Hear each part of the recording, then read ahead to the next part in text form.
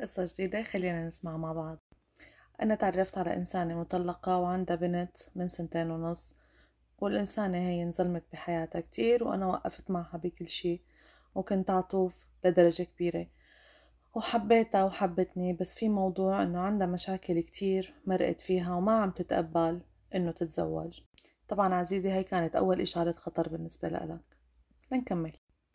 وكمان مشكلة الأهل إنهم ما بيرضوا، والفترة الأخيرة صار في تباعد كبير بيناتنا، ودائما عم تحاول تبعد وتعمل نفسها مشغولة. حكيت معها وحاولت ولكن عبس، وبالنهاية اجت وقالت ما عاد بدها تكمل لأنه ما حبتني وما عندها مشاعر تجاهي. وأنا بعرف الظروف يلي مرقت فيها هالإنسانة، وبعرف إنه ما إلها حدا، والصراحة ما عم يطاوعني قلبي إني أترك مثل ما هي بدها، لأني أنا بعرف إنه هي عندها عقدة نفسية من الزواج على ما أعتقد.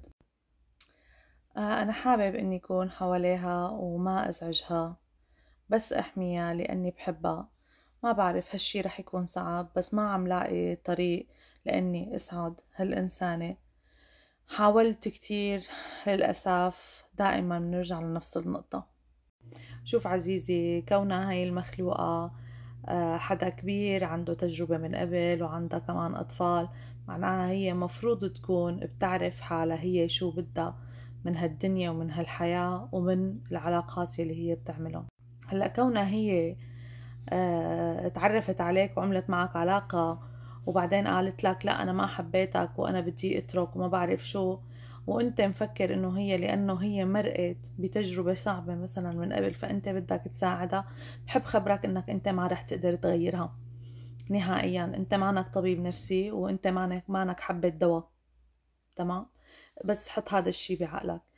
لا تضيع وقتك على ناس تعبانة ورح تتعبك معها.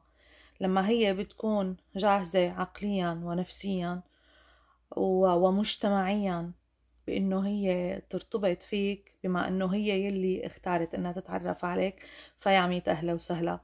اذا هي عندها عقد نفسية فهي مفروض ما تتعرف عليك انت كرجل، هي مفروض تروح تتعرف على اقرب طبيب نفسي، تتعالج، بعدين تفوت بعلاقات مع العالم، لانه العالم ومشاعرهم وحياتهم مانن لعبة بايديها.